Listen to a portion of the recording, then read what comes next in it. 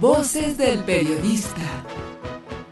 El Club de Periodistas de México, con su brazo asistencial, la Fundación Antonio Sáenz de Miera y Feital, presenta Voces del Periodista.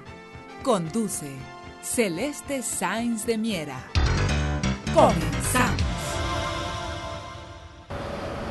¿Qué tal, amigos? ¿Qué tal? Muy buenas tardes, bienvenidos a su programa Voces del Periodista, gracias a este espacio que nos brinda Anunciación, la muy queridísima Tere García Ruiz y todos quienes conforman este magnífico espacio. Agradezco a mis compañeros aquí en el estudio y sobre todo a ustedes, compañeros de vida. Gracias. Queridos amigos, el privilegio de tener académicos en este espacio es lo que y con lo que pretendemos con este material, digamos, esta fortaleza, apoyar precisamente la calidad de nuestro análisis. Hay que recordar que hay delitos de conciencia y crímenes de pensamiento. Este es un arma no convencional y procuramos vacunar desde el punto de la pluralidad la capacidad de nuestro análisis. Por ello es sustantivo y fundamental que este análisis se haga con la calidad que viene desde los datos duros, desde la academia. Por eso yo le agradezco enormemente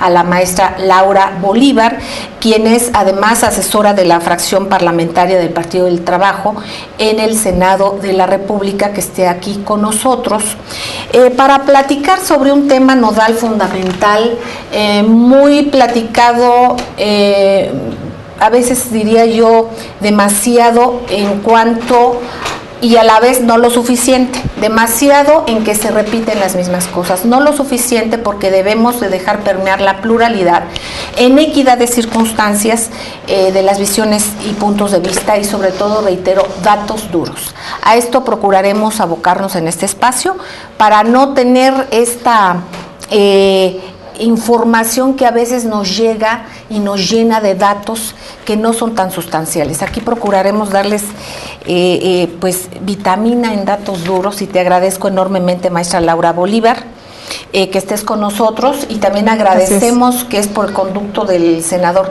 Manuel Bartlett Díaz, quien iba a estar en este espacio. Están ahorita en una reunión de la que no se pudo sustraer, pero qué mejor que estar con una maestra, una persona de la academia como tú, para poder despejar algunas dudas. Ante esta reforma energética, esto que mucho se habla, también la reforma fiscal, que yo creo que no se puede dividir de la energética, cuando del país y de las arcas del país depende y se depreda a petróleos, a Pemex, ¿no? Entonces, vamos a principiar. Te suplico me digas y nos pongamos en contexto, ¿qué es una paraestatal? Ok, bueno, de entrada muchísimas gracias, Celeste, y vuelvo a comentar que efectivamente en este espacio era de mucho interés el senador Manuel Bartlett estar, pero bueno, por cuestiones de estar en una reunión de la Junta de Coordinación Política le ha sido complicado y bueno, ahorita están definiendo sobre todo situaciones para el siguiente periodo de sesiones que efectivamente, por lo que ya comentas, Celeste, pues vienen asuntos muy nodales, entre ellos obviamente la reforma energética, que también es un punto que quisiéramos comentar, nada más es reforma Pemex, es reforma energética sí, que es algo muy interesante, y el otro punto, la reforma fiscal, que bueno, pues nos empieza a ser muy anunciada, pero pues no tenemos a veces todos los elementos. Para aterrizar esto y para que después nos profundices y hablemos de un libro denominado Estrategia Urgente en Defensa de la Nación, a la que me hicieron el favor de invitarme, les agradezco mucho. Es política energética para que México sea potencia económica en el siglo XXI. Es muy importante esto, sobre todo también por esta coordinación del licenciado Manuel Bartlett Díaz, pero quienes están y quienes dieron su punto de vista. Mi reconocimiento siempre al doctor Alberto Montoya Martín del Campo, que próximamente lo tendremos aquí, y como decimos desde la academia, es fundamental tener el conocimiento, así como de Rocío Vargas Suárez, Eberto Barrios Castillo, Francisco Garaycoechea Patrierna. Un abrazo al queridísimo ingeniero Francisco Garaycoechea y también a don Gonzalo Núñez González. Es este libro que se presentó recientemente y por ahí del día 4, el día 3, Así el día es. 4 se presentó, estuvimos ahí en instalaciones del Senado, en el auditorio Octavio Paz. Entonces, de esto vamos a hablar, de puntos sustantivos, queridos amigos, y pues para poder entender y estar en contexto, ¿qué es una paraestatal? Así es. Bien, el concepto de paraestatal, digamos, el concepto es el sector paraestatal. Lo que es el Poder Ejecutivo, que recae en el Presidente de la República, se divide en dos sectores, viene incluso en la Constitución. Es el sector central, ¿sí?, donde vienen todas las secretarías, y su papel es fundamentalmente de índole normativo, ¿sí?, el que dicta las políticas, las normas, etcétera. Y existe lo que es el sector paraestatal, y efectivamente, Celeste, das el punto, porque aquí hay un juego de palabras, de hecho, en el discurso oficial, que obviamente los que no son especialistas en materia de administración pública, pues tal vez les resultaría confuso.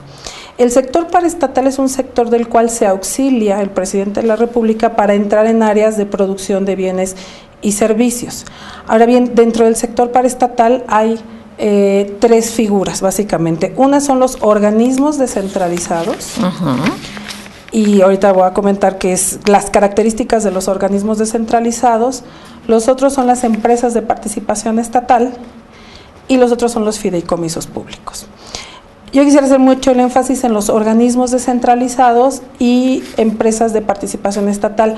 Ambas son paraestatales, pero no es lo mismo, es como la misma familia, pero son individuos distintos con características distintas. Una característica fundamental de los organismos descentralizados con respecto a las empresas es que los organismos centralizados deben de participar en las áreas estratégicas y probablemente y también en las prioritarias. ¿Qué es esto de las áreas estratégicas? Y por eso es que ustedes van a estar escuchando en los medios de comunicación, y que se habla del artículo 27, reformas al 27, reformas al 25 constitucional. ¿Qué es esto de las áreas estratégicas y de las áreas prioritarias? Bien claro lo dice la Constitución, tanto en el artículo 25, y vuelve a retomarlo en el artículo 28, que las áreas estratégicas son áreas en las que va a participar el sector público de manera exclusiva. ¿Qué quiere decir? Son 100% estatal. No nada más en cuestión de recursos, sino también en cuestión de la operación, ¿sí? Y entonces, y estas áreas estratégicas son las que se denominan en el artículo 27 de la Constitución, que es la que habla de los recursos, propiedad de la nación. Este es otro tema también muy importante, porque no es lo mismo la nación que el Estado. Porque muchos dicen, Pemex es del Estado. No, Pemex es una empresa del Estado que administra recursos de la nación. ¿Qué son los recursos de la nación? Recursos de todos los mexicanos. ¿Cuáles son?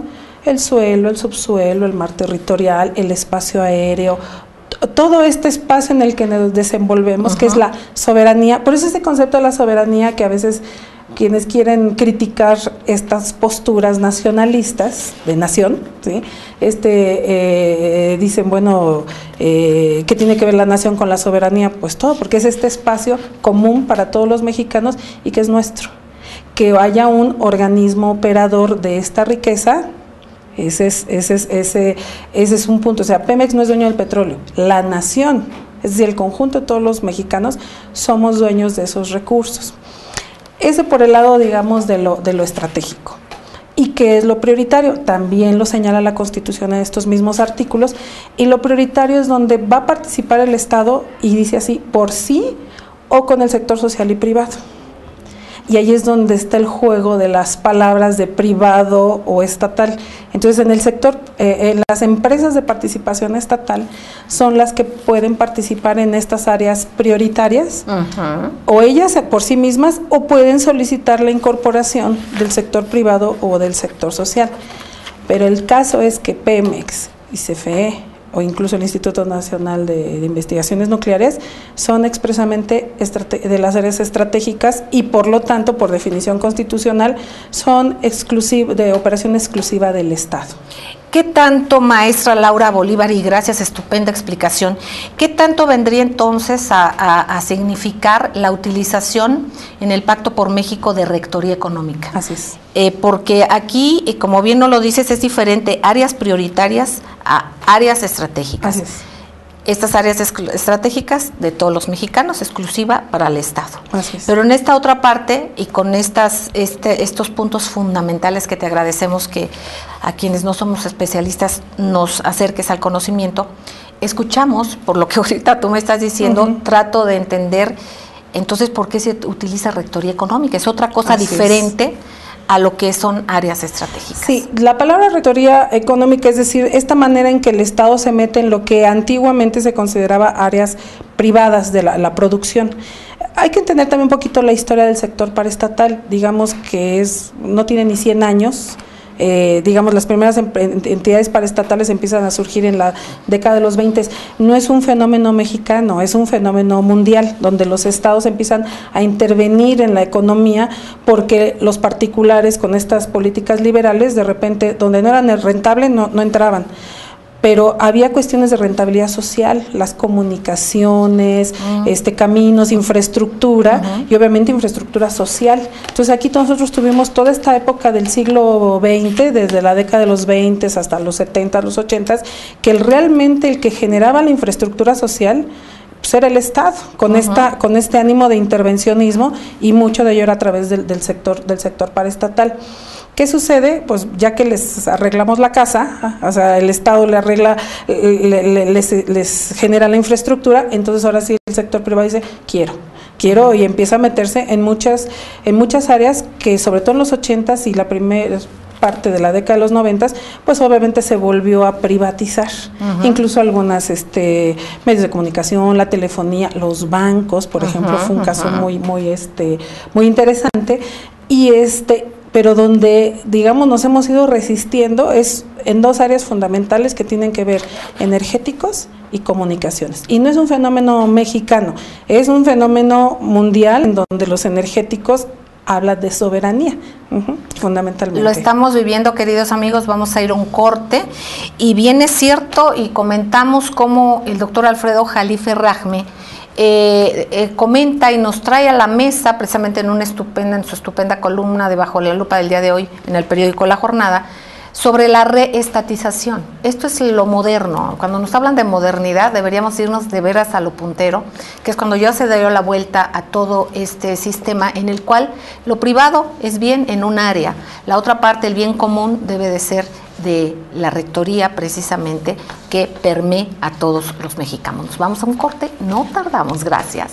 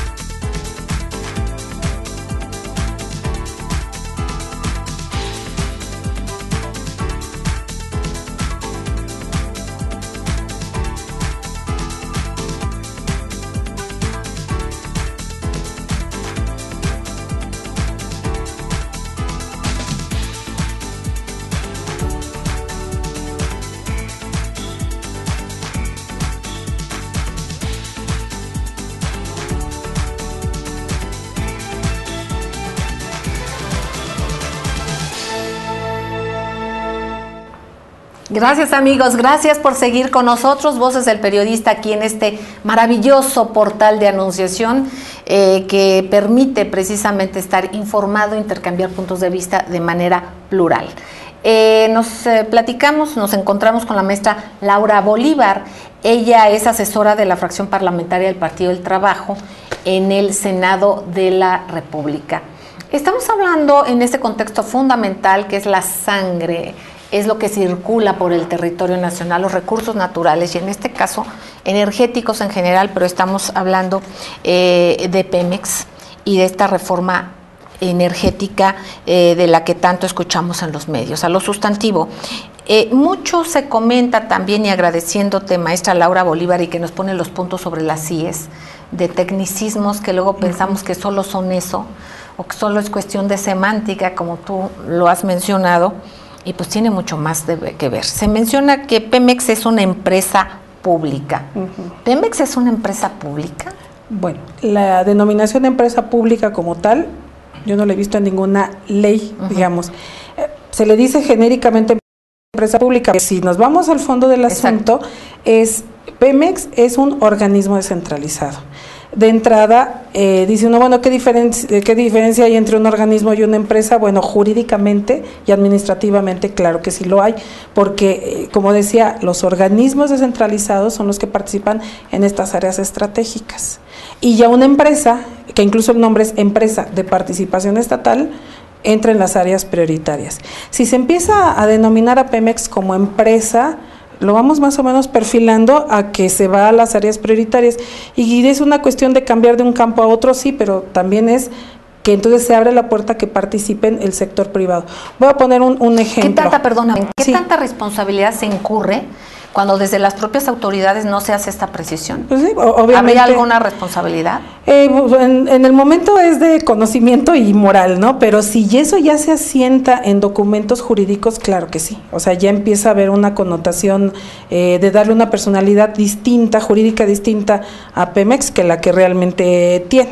No, y además yo hablo en cuanto al juramento a la nación. Sí, claro. En esta situación de que son recursos, como tú dices, de la nación, así es. De hecho, hay otras figuras y de hecho hay que comentar, por eso hablaba, me metí un poquito al tema histórico, porque este proceso de privatizaciones, desincorporaciones también tiene una arista. Hubo varios organismos descentralizados que los cambiaron a las áreas estratégicas de una manera muy sutil y por una redacción. Voy a poner dos casos, el caso de aeropuertos, por ejemplo, y de ferrocarriles. De hecho, se hizo la modificación ahí en el mismo artículo 28 constitucional, dice, siguen siendo áreas prioritarias, pero van a ser sujetos a concesiones. Entonces, uno dice, bueno, siguen en el mismo artículo constitucional, pero sí, están abiertos a concesiones. ¿Y quiénes son los concesionarios? Pues iniciativa privada. Entonces, nosotros conocemos la historia de ferrocarriles, que desde el 93, que se dio esta situación, ya van 20 años y no vemos, efectivamente decíamos, era un desastre, que fue lo que nos hicieron creer, era un desastre estar en manos públicas. Bueno, lo pasamos a concesionarios. ¿Dónde está toda la infraestructura ferroviaria, digamos? O sea, podemos ver un poquito el futuro de muchas de estas áreas que se quitan de la estratégico, se pasa a lo prioritario y es sujeto a concesiones. Y otro tema que está también muy en boga es la minería. Minería también era un área estratégica, se están explotando recursos de la nación y es sujeto de concesiones hoy en día. ¿Qué sucede con la minería? Y aquí es un tema tal vez a la parte fiscal, que es donde quisiéramos también ligar este tema de Pemex. Las personas que actualmente explotan minería pagan una cantidad ridícula por explotación por hectárea. Pueden pagar 100 pesos por hectárea, ¿no? O 5 pesos. Y ya si es la segunda vuelta, 107 me parece, algo así, ¿no? Independientemente si explotaron oro, zinc, varita, ellos pagan por terreno, no por la productividad. Y peor aún, no se están haciendo responsables de los daños a la ecología, que digamos, ¿por qué pongo el paralelo de minería con petróleo? Porque ahorita le están, digamos, apostando mucho en esta famosa reforma energética a un nuevo recurso que es el shale gas o el gas de lutitas, que es se ha demostrado en otros países que es altamente pernicioso para la ecología. ¿Y quién va a pagar los daños ecológicos? O sea, no nada más es, pues pago por la concesión que me diste.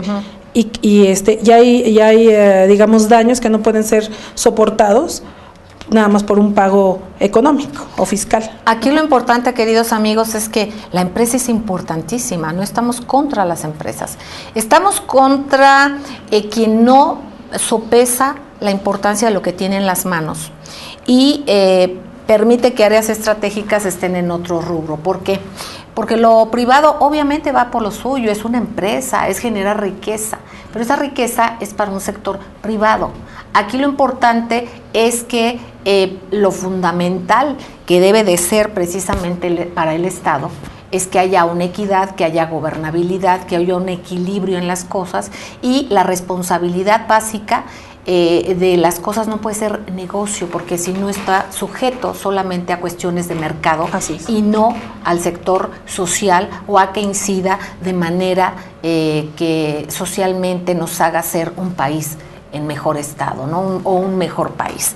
En este caso nos hablas de el impacto financiero que también tiene en la reforma energética a nivel tanto federal como estatal, y hablabas de minería, cuando hemos leído la columna del maestro Carlos Fernández Vega, donde, por ejemplo, ha dado un desglose muy puntual y ya es, creo que un 25-26% del territorio nacional está en concesiones extranjeras, y aquí dicen que generan empleo, sí, pero ¿qué no lo puede generar el Estado?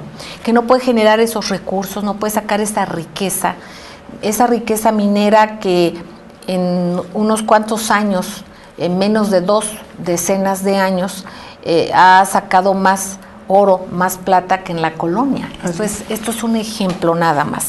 Entonces ahora, con lo que significa Pemex, y que lo sabemos, que es un colchonzote para Hacienda, que se le sobreexplota de muchas maneras, en este caso más del 70% tengo entendido, ¿no? Sí, ha llegado en rangos del 62 al 68% de sus ingresos. Entonces, ¿cuál es el impacto financiero de esta reforma que se pretende a nivel federal y estatal? Puede haber muchos escenarios, obviamente, como todavía no conocemos bien a bien cuál es la propuesta oficial. Aquí lo que sí se podría entender es que si la explotación lo van a hacer ya particulares, y a lo mejor eso es, bueno, no es lo de menos, pero sí también, pero lo más sería también no nada más particulares nacionales, sino extranjeros.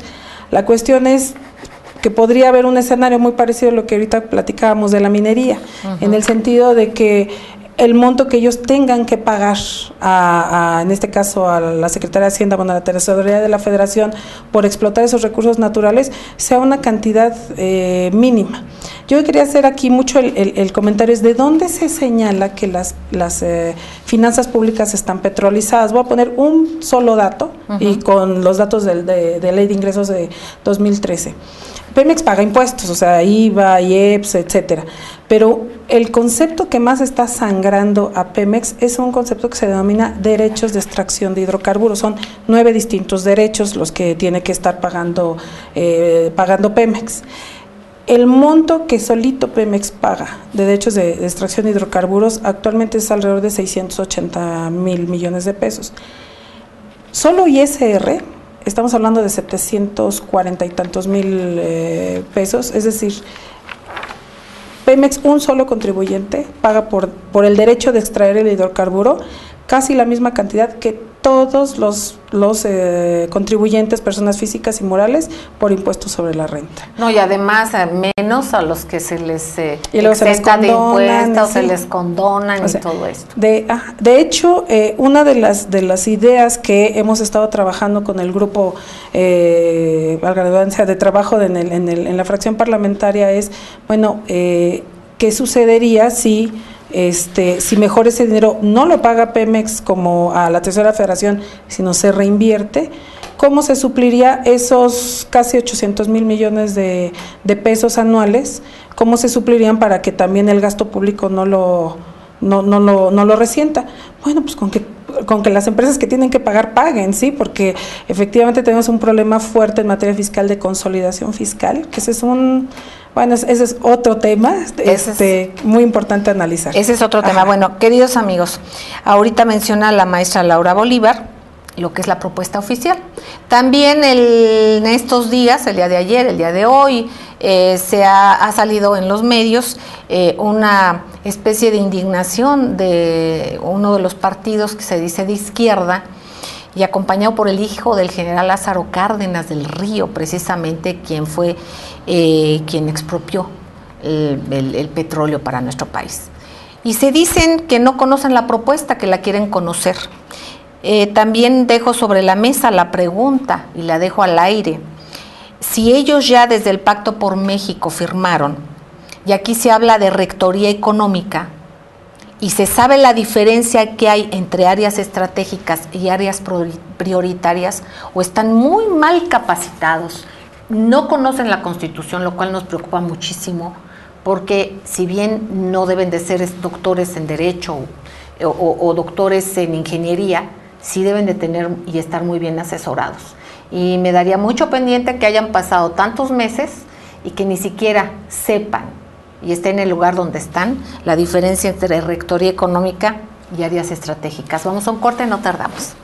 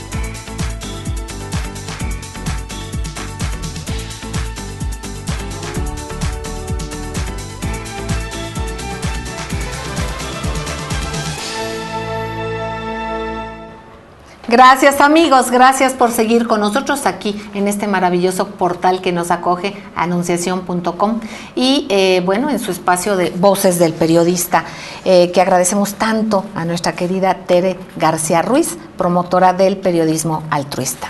Y precisamente altruismo es estar informado de manera plural, es preocuparnos y ocuparnos de que así suceda, para que se tengan los elementos para que normemos nuestro criterio, pero con fundamentos sólidos. Gracias a la maestra Laura Bolívar, ella es asesora de la fracción parlamentaria del Partido del Trabajo en el Senado de la República. Estamos hablando, para quienes nos acaba de sintonizar, sobre lo que es la reforma energética. Hablábamos, y mucho se dice y se nos repite, la palabra modernización.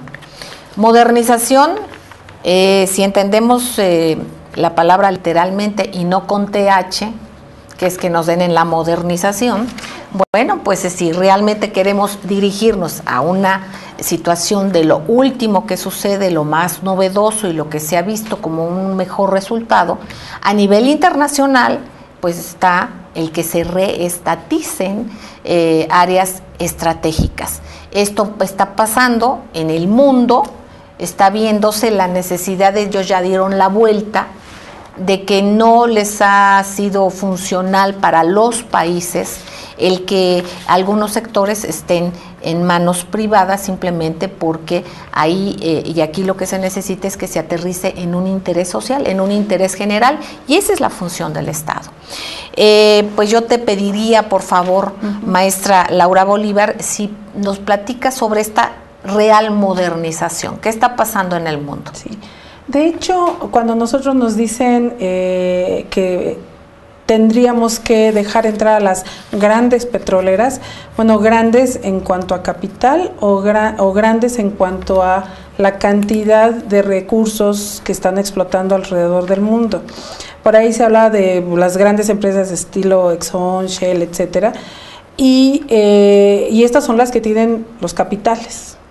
Pero quien tiene las reservas, curiosamente, son entidades estatales. Por ejemplo, en Arabia Saudita, la empresa estatal es Saudi Aramco, o pues conocemos el caso venezolano, incluso el mismo Petrobras, que nos han puesto a Petrobras como el paradigma, pero bueno, uno es el Petrobras antes de Lula, y después de Lula están haciendo una recomposición y un replanteamiento, precisamente porque los contratos con los que se empezó a celebrar con el capital privado, pues como son de estos de riesgo compartido, de repente dicen, bueno, ¿cuántos fueron los costos? No, pues los costos fueron tantos, entonces pues nada más te reparto pues mínimas ganancias, ¿no? Entonces, todos estos países que tienen las grandes reservas, las empresas son estatales con sus modalidades, con ciertos, digamos, características específicas, pero sigue siendo estatal. De hecho, incluso hay algunas que ni siquiera tienen petróleo, como Repsol. Así es, entonces, tienen capital, pero no tienen el petróleo como tal. De hecho, hoy en día hay la última estadística que revisamos, el 90% del petróleo del mundo está al cuidado y la explotación de empresas estatales, obviamente de los países que son pues nacionalistas. O sea, de hecho, ahorita ya está como que pena decir la palabra nacionalistas, o pena de ser tachado de obsoleto, ¿no? Exactamente, sí. Y aquí hay que liberalizar cuando estamos viendo que la tendencia ha sido volver a recuperar, digamos, estas reservas y este petróleo, digamos, porque finalmente se está asegurando el futuro energético también de esos países, ¿no? Entonces, aquí hay que quitar un poquito la idea de que vienen los grandes a rescatarnos, cuando realmente las empresas son estatales las que están explotando y administrando sus recursos. ¿Por qué Pemex, a pesar de todos los pesares y de lo que se ha hecho con ella en los últimos casi 40 años, sigue considerándose como una empresa importante a nivel mundial? Pero además de esto, con anterioridad, bueno, de las principales del mundo, en los primeros lugares, en los primeros 10 lugares, y ahí está, ¿por qué? Por ingenieros maravillosos, la infraestructura humana.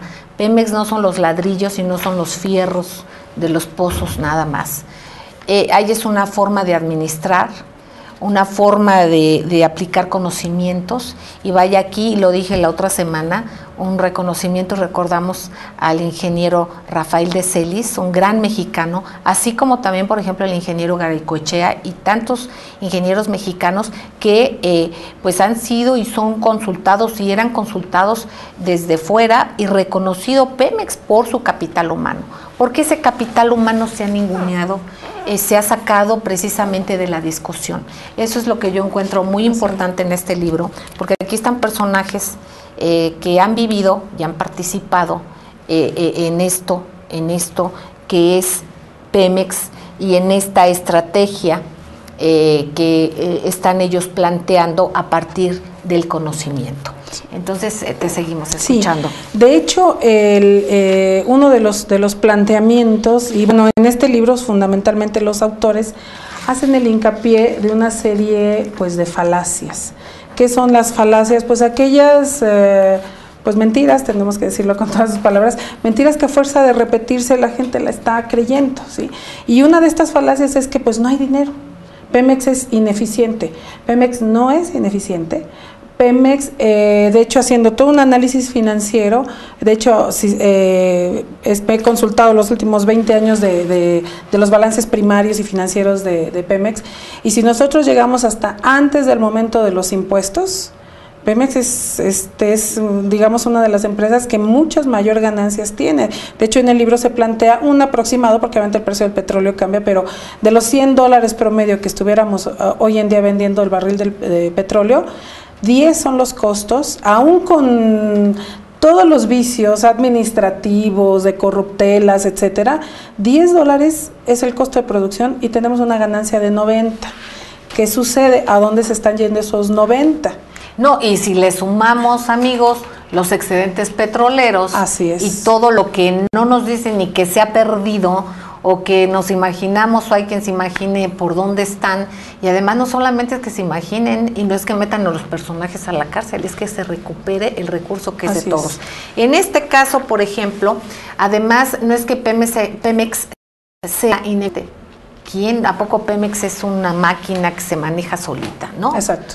Entonces, aquí se tiene todo, y como tú dices, no obstante, la eficiencia está demostrada, y aquí hay que ver en dónde se va bifurcando y se va perdiendo todo esto, independientemente de esto que lo partieron literalmente, y me abstengo de decir algo más, ustedes se lo imaginarán o no, cómo lo han partido, la partida que le han dado en cuanto, por ejemplo, a la parte de refinación, cómo se ha desmembrado precisamente y desarticulado, y no obstante eso sigue siendo eficiente. Sí, de hecho, a lo mejor mi especialidad es en la parte de la administración pública. Es increíble que, por ejemplo, mientras en el resto del sector público se maneja de integración de procesos, de racionalidad, de eficiencia, que es unir procesos porque realmente saco un mismo producto y entonces evito multiplicidad de estructuras, de personal, etcétera.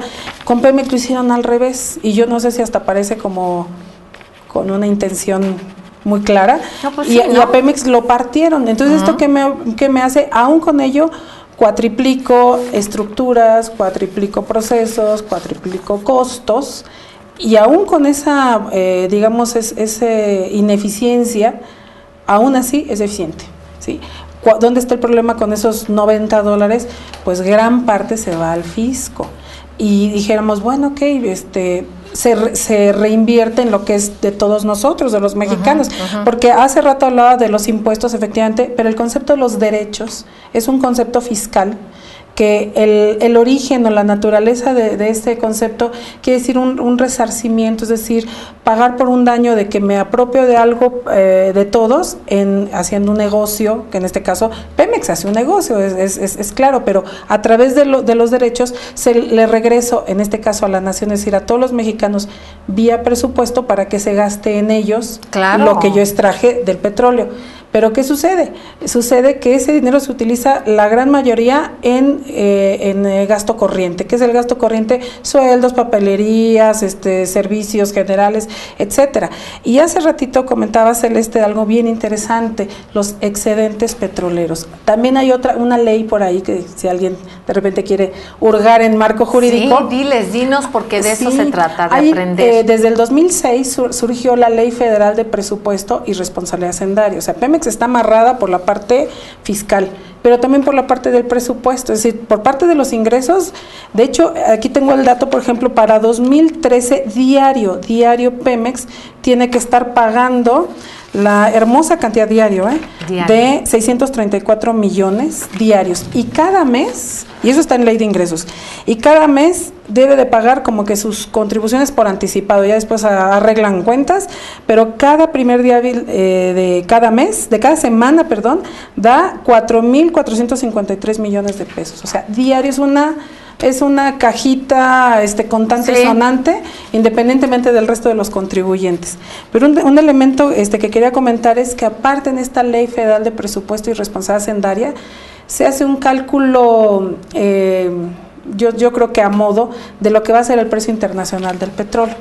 Por ejemplo, ahorita estamos nosotros vendiendo alrededor de $100, pero dice, vamos a cotizar el precio del petróleo alrededor de 80 y tantos dólares. Y en los otros 15 o 16 son los excedentes petroleros, y esos se van a una serie de fondos, pero dentro de estos fondos se van para estados y municipios. Y se van a estados y municipios, y ahí ojos que te vieron ir, pues nunca te verán volver. ¿A qué me refiero? Entran las soberanías de los estados, y ahí para gasto político, seamos honestos, ¿no? Porque para eso se utilizan mucho estos excedentes petroleros. Y aquí habría que retomar lo que platicábamos la semana pasada con el maestro Yuri Sterbolov, y que es la política, que son políticos realmente. Yo creo que no son políticos, entonces, ¿qué gastos se le dan a las cosas y a los recursos de todos nosotros? Vamos a un corte, no tardamos, gracias.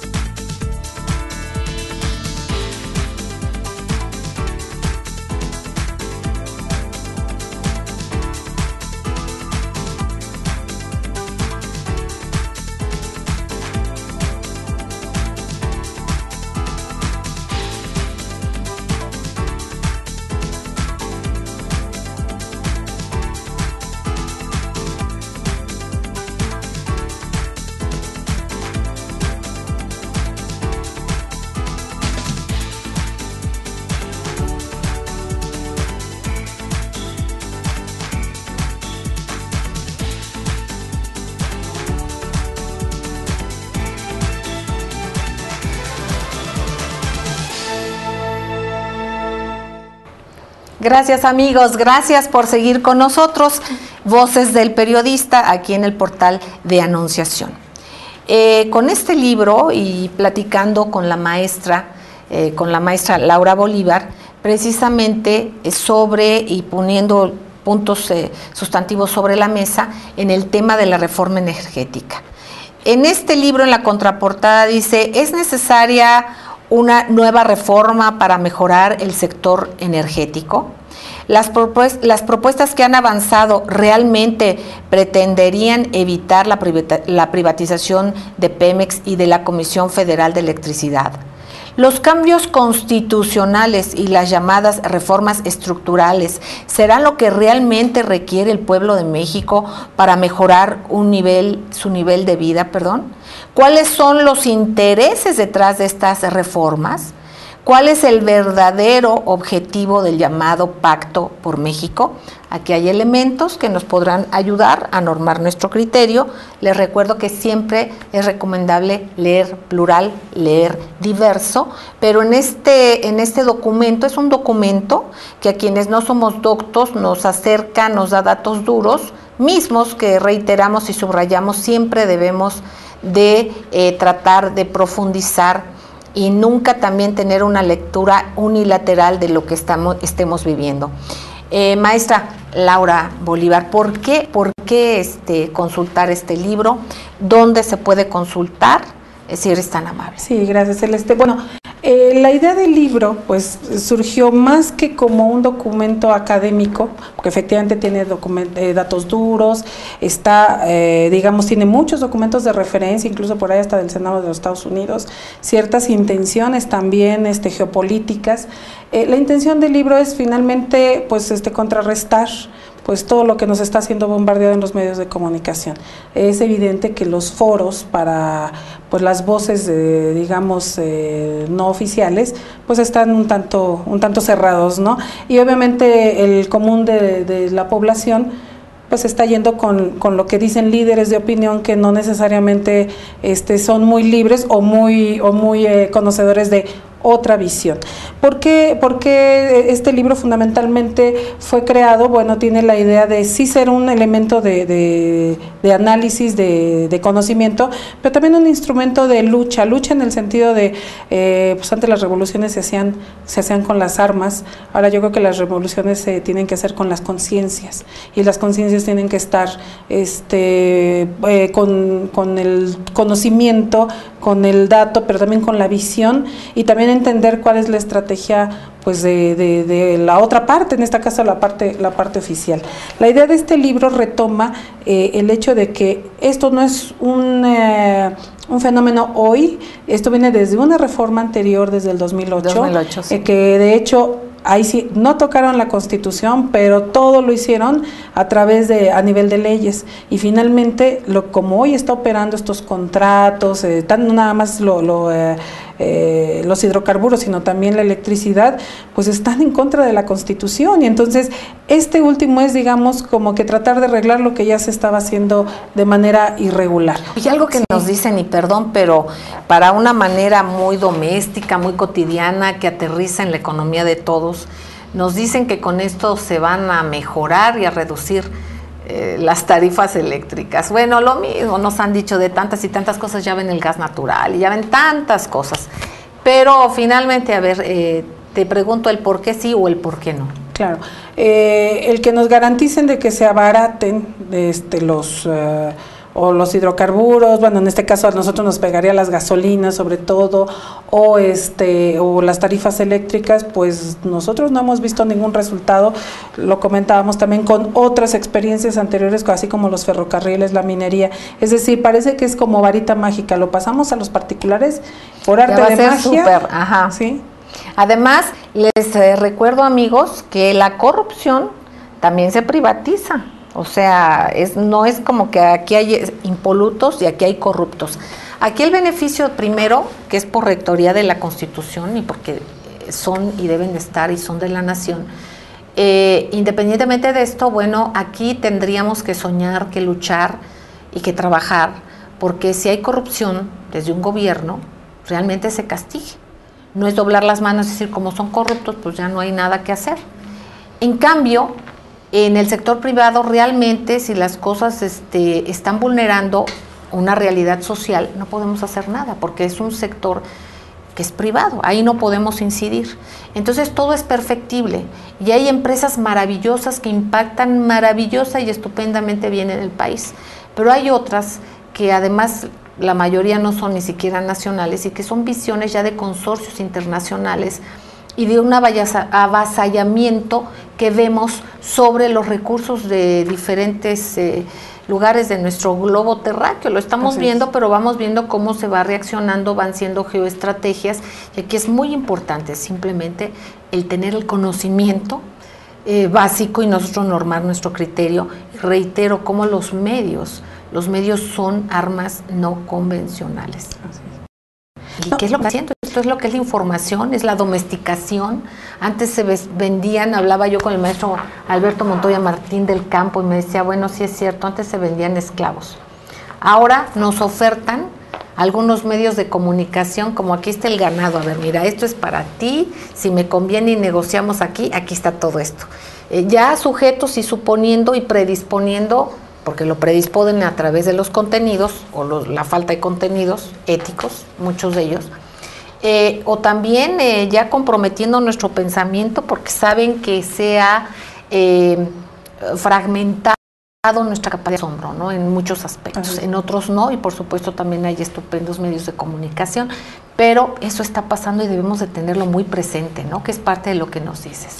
Y finalmente yo quisiera hacer mucho énfasis en que, bueno, han habido leyes, han habido decisiones de política pública en donde uno dice, bueno, si hay una participación activa y crítica de la sociedad, bueno, pues se puede echar para atrás como la reforma laboral o a lo mejor algunas cuestiones educativas, pero sí les puedo decir algo, el petróleo hoy lo soltamos y no hay vuelta para atrás. Recordar que es un recurso natural no renovable y sale el petróleo sin tener una reinversión productiva, sin un valor agregado y sin una rentabilidad social, esta oportunidad histórica se nos fue. Esto es sobre todo algo que quiere dejar muy en claro este libro, que la reforma energética no hay manera de decir, bueno, en 5 o 10 años corregimos, fíjense que no resultó como pensamos. Es una oportunidad y es un momento histórico en el que la decisión que se tome hoy hipotecará el futuro de nuestras generaciones. Queridos amigos, si el petróleo y Pemex y los recursos naturales no fueran importantes, nadie los querría. Entonces, ¿por qué hay pretensiones para tener participación en ello? Bueno, porque por supuesto puede ser rentable, es rentable, es una empresa de la que depende mucho del país, incluso hay que apuntalarla, hay que mejorarla. Así es que los invitamos a que lean este documento, a que nos opinen sobre este documento. Nos vemos la próxima semana. Por favor, escríbanos a radiocelesteabc@yahoo.com, aquí mismo en Anunciación en el portal. Díganos qué temas son de su interés, y en este caso yo creo que es fundamental este es uno de ellos. Me faltó comentar dónde podrían, si no lo pueden encontrar físicamente el documento, el libro, lo pueden bajar de manera libre, de manera gratuita, en el portal dominiociudadano.org, y ahí ustedes podrán encontrar el